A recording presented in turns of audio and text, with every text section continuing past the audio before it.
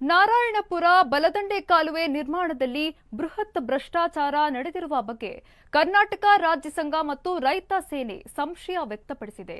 ಕೃಷ್ಣ ಜಲ ನಿಗಮದ ವ್ಯವಸ್ಥಾಪಕ ನಿರ್ದೇಶಕರನ್ನ ಸರ್ಕಾರ ಅಮಾನತು ಮಾಡಿದೆ. ಆದರೆ ಹಿಂದಿನ ಬಿಜೆಪಿ ಸರ್ಕಾರದ ಅವಧಿಯಲ್ಲಿ ನಾರಾಯಣಪುರ ಬಲದಂಡೆ ಕಾಲುವೆ, ಮುಖ್ಯ ಕಾಲುವೆ ನವೀಕರಣ, ಕಾಲುವೆಗೆ ಅಡ್ಡಲಾಗಿ ನಿರ್ಮಿಸಲಿರುವ ಸೀಳು ಕಾಲುವೆ, ಉಪಕಾಲುವೆ ನೀಡಲಾಗಿರುವ ಗುತ್ತಿಗೆದಾರರಿಗೆ ಕಾಮಗಾರಿ ಆರಂಭಕ್ಕೂ ಮುನ್ನವೇ 350 ಕೋಟಿ ರೂಪಾಯಿ ಮೊತ್ತ ಹಣ ಪಾವತಿಯಾಗಿದೆ. ಕಾಮಗಾರಿ ಕೂಡ ಎಸ್ಟಿಮೇಟ್ಗಿಂತ ಹೆಚ್ಚು ಖರ್ಚುಗಳಾಗಿದ್ದು ದುಂದು ವೆಚ್ಚದ ಕಾಮಗಾರಿ ಮೇಲ್ನೋಟಕ್ಕೆ ಕಂಡು ಬರ್ತಿದೆ ಅಂತ ರೈತ ಸಂಘದ ಉಪಾಧ್ಯಕ್ಷ ಲಕ್ಷ್ಮೀಕಾಂತ್ ಪಾಟೀಲ್ ಆರೋಪಿಸಿದ್ದಾರೆ. ತಾಂತ್ರಿಕ ಪರಿಶೀಲನಾ ವರದಿ ಮುನ್ನವೇ ಗುತ್ತಿಗೆದಾರರಿಗೆ ಹಣ ನೀಡಿರುವ ವಿಚಾರಕ್ಕೆ ಸಂಬಂಧಿಸಿದಂತೆ ಕೃಷ್ಣ ಭಾಗ್ಯ ಜಲ ನಿಗಮ ಎಂಡಿ ಶಿವಕುಮಾರ್ ಆಗಿದ್ದಾರೆ.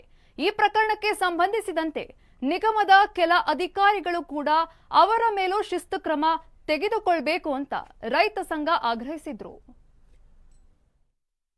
350 ಕೋಟಿ ಕೃಷ್ಣ ಭಾಗ್ಯ ಜಲ ನಿಗಮದ ವ್ಯವಸ್ಥಾಪಕ ನಿರ್ದೇಶಕರು ಮತ್ತು ಅಲ್ಲಿ ಇರ್ತಕ್ಕಂಥ ಎಲ್ಲ ಅಧಿಕಾರಿಗಳು ಸೇರಿ ಒಂದು 18/8/2023 ಒಂದು ಸಭೆಯಲ್ಲಿ ತೀರ್ಮಾನ ಮಾಡಿ ಅವರು ಹಣ ಪಾವತಿ ಮಾಡಿರ್ತಾರೆ. ಯಾರಿಗೆ?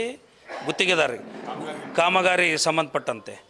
ಆ ವಿಷಯವಾಗಿ ಏನಪ್ಪ ಅಂತಂದ್ರೆ ರಾಜ್ಯ ಸರ್ಕಾರ ಕೃಷ್ಣ ಭಾಗ್ಯ ಜಲ ನಿಗಮ MD ಅವರಿಗೆ ಅಮಾನತು ಮಾಡಿರ್ತಾರೆ. ಆದರೆ MD ಅವರಿಗೆ ಅಷ್ಟೇ ಅಮಾನತು ಮಾಡೋದಕ್ಕಿಂತ ಇನ್ನುಳಿದ ಅಧಿಕಾರಿಗಳಿಗೂ ಕೂಡ ಅಮಾನತು ಮಾಡಬೇಕು ಅನ್ನೋ ಒಂದು ಒತ್ತಾಯದಿಂದ ನಾವು ಇವತ್ತು ಪ್ರೆಸ್ ಮೀಟ್ ಮಾಡಿವಿ. ಸ್ಯಾಂಡಲ್ವುಡ್ನಲ್ಲಿ ಈ ವಾರ ಸಿನಿ ಹಬ್ಬ ಜೋರಾಗಿದೆ. ಡಿಫ್ರೆಂಟ್ ಕಂಟೆಂಟ್, ಬಿಗ್ ಬಜೆಟ್ ಸಿನಿಮಾಗಳು ಸಖತ್ ಗ್ರ್ಯಾಂಡ್ ಆಗಿ ರಿಲೀಸ್ ಆಗಿದೆ. ಅರೆ, ಯಾವ್ಯಾವ ಸಿನಿಮಾ ರಿಲೀಸ್ ಆಗ್ತಾ ಇದೆ, ಹೇಗಿದೆ ಆ ಸಿನಿಮಾಗಳ ಕತೆ, ರಿಲೀಸ್ ಸಂಭ್ರಮ ಸಡಗರ ಹೇಗಿರುತ್ತೆ ಅಂತೀರಾ? ಇಲ್ಲಿದೆ ನೋಡಿ. One of the famous party pub in Goa, it's Sugar Factory. 3, 2, 1. ಎಲ್ಲರೂ ಲವ್ ಸ್ಟೋರೀಸ್ ಎಲ್ಲೆಲ್ಲೋ ಶುರುವಾಗಿ ಪಬ್ನಾಗ ಬಾರ್ನಾಗ ಎಂಡಕತಿ.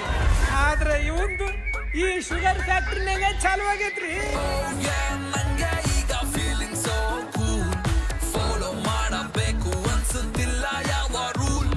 ಡಾರ್ಲಿಂಗ್ ಕೃಷ್ಣ ನಟನೆಯ ಮೋಸ್ಟ್ ಅವೈಟೆಡ್ ಸಿನಿಮಾ ಶುಗರ್